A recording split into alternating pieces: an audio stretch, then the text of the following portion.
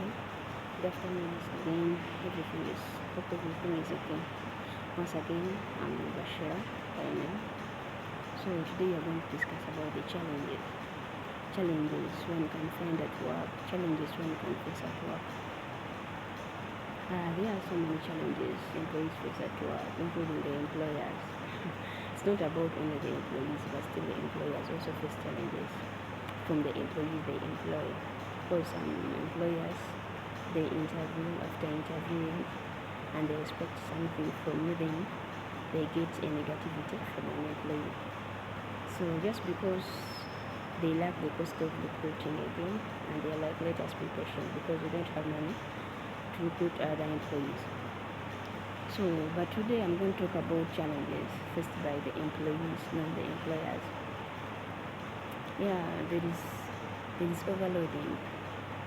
So when we talk about overloading, you might sign a contract or you sign on an agreement later when you are given the different tasks or different duties and responsibilities. Then it comes a time when things you do is not what you were appointed for. So it's majorly on these small businesses. Just because they lack money to recruit other people, they recruit you on condition that these are the tasks you are going to do, and after then they end up giving you other duties. Just because you are looking for money and you have a family to take care of, and you're like, I have nothing to do. But legally, you have to talk to these people that according to my agreement, according to my contract, this is what we discussed about. This is what you told me. This is what we talked of. So if you're adding me these tasks, then you have to increase the money. Talk to them politely, not to order them, not to tell them or to show them that you have power. You can talk to them kindly that according to my contract, these are the tasks or duties you get to me. But the work you're adding me onto, am I going to get commission? Am I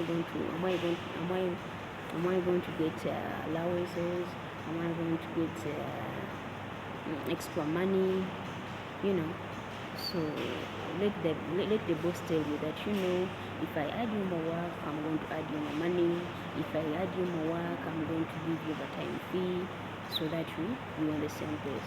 But if that person tells you that I'm adding you that work so that you do, but I'm not going to increase your salary, if you have another option, go for that option.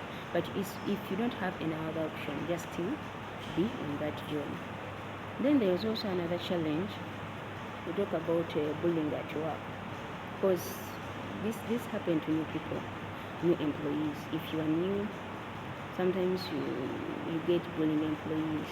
They're like, because you don't know what's going on, you don't know how to do things, then they're like, let us tease this person, let us do this person such that he or she does like this. Then you end up messing up everything.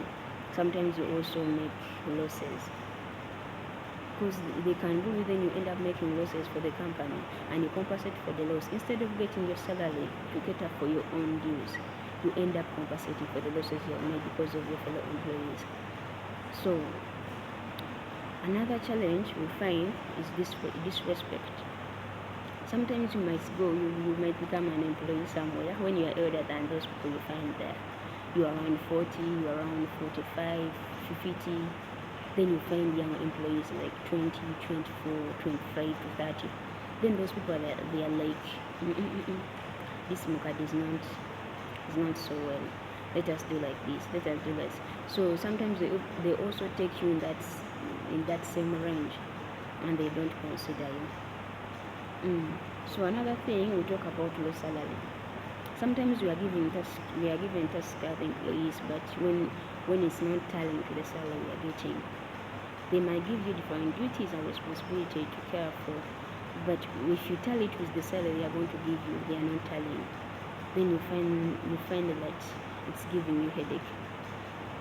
So I want to talk about the solutions for these challenges. How can we go by that? How can we handle it? First, if it's low salary, sometimes you can, because if they are recruiting, always they ask you what was your salary expectation, what is your wage expectation, because they want you to know what's your range. But sometimes it happens according to you, because they can ask you, then you're like, I don't want to lose this job. You just end up saying a small salary without even knowing the duties they are going to assign to you. So most of the time, always first research about the job, first research about the position, research about the salary range before you answer such questions in the interview. Yeah, in another video I'm going to talk about that interview guide. But always first make research about the salary of that position. Make research about the duties and responsibilities, such that you know what you are going to do, such that it takes you in position to earn the salary you need. It takes you in position to earn the wage you need. You know. So I think that's the solution for everything. After knowing that salary range, then you'll be able to speak to those people that, you know, my expectation was this and this. So they are the one to tell you that, you know, your expectation was that, but our saying is this, our standard is this, can you go by it? Then you're like, yeah. If it's like you accepted it just because of the situation, which is okay. But if you're in the system and you've worked for a meanwhile, then switch with your bosses. And then you're like, you know, I've been doing this like this and I'm requesting for an additional salary. Talk to them. Even if you don't tell them directly, but be indirect. Show them the Lord. Show them the achievement they have got from you. That if they lose you, they won't get this more. If they lose you, they won't maintain this. I think that's the strategy we can use to avoid that. Then talking about the bullying part, it's about knowing the content, knowing the job you're going to do. Before someone directs you to what you're going to do, give you directive that, you know, you can train your colleague. So someone can train you wrongly because he or she wants you to fail and leave. He or she wants you to make losses so that you compensate. So having knowledge about the position you've gone for, it will also give you a hint that, you know, this person what is telling me that is not right. However much you have accepted, yes, I'll do it, yes, I've acknowledged it, but still, if you have the knowledge, you say that, no, this is not right, I'm not going to do it. It will help you to be selective. So that bullying part, I think it's about knowledge and being ethical on how to handle things. Don't just shout at, you know. You find when I'm not a bully part, you know. It's not like that.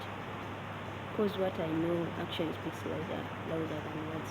You cannot just tell the guy that I know what you're trying to say, I know what you're trying to do, I'm not going to do this, because they will see that you're just humiliating them and they will show a bad picture from the start. So you have to be patient. Having the knowledge about what you're doing, even if someone is telling you wrongly, it is easy to know how to track that, you know, this is the wrong thing and this is the right thing to do. Yeah, talking about overloading, as I've said, that first, since you have your appointment later, since you have your argument that, you know, in the argument I have to do this, and if I do this, there's no overtime fee, there's no allowance, there's no commission. As I told you, first you have to sit with your bosses that, you know, you've added me this load, are you going to pay me or not? And if they are like, we are not going to pay you, look for another option. Be working as you look for another option. If you have that option which is much better than this, go for it. Then some employees, they are like, how are they going to see it? They will say that, no, I'm shifting from one job to another. Yeah, let them say, let them think. But you know what you want. Everyone is just developing his own future. So instead of looking onto that, if you're seeing something better, go for it. If like a film, for instance, I got a job. One time I got a job. And the time I got a job, it was 2 weeks after. Then I did another interview somewhere. But after 2 weeks, I just found myself, they called me that, you know what, we have given you a job, come for work. When do you wish to come? Then I'm like, on Monday. But remember, I've just worked there for 2 weeks. I've worked there for 2 weeks, and I'm still in orientation period. But still, I'm like, yeah, I'm coming there on Monday. Then I went there on Monday. They gave me appointment later. They decided the range. Then I was like, yeah, let me compare. I compared. They are, they are the first elements you have to compare. First is the working condition. However much they are giving you good money, but what is the working condition, health-wise? Because you might be getting good money, but and it's not worth your life. So I looked at the working condition. I looked at the working time. When are they starting and when are they stopping? I looked at the salary range. How much are they giving me, which is more better than this I'm having right now? And I'm looking at the kind of position. Am I upgrading or am I degrading? Because it's like you might be, they might give you an accountant, you are a person in accounting department, then you go for another job which is sales, and you have to go to move out. And accounting you've been in your office. So however much are you upgrading or you're degrading? And still, are you chasing your future? Because you might leave your dream job and it's giving you money, and you go for a job which is giving you much money and it's not your dream. First, let us always think of our passion. Let us always think on what we want. I think that's the better thing to do. Yeah, that's enough for today. Thanks for watching, and I'll be waiting for the questions, if any. Just comment in that comment section, and also subscribe. Thank you.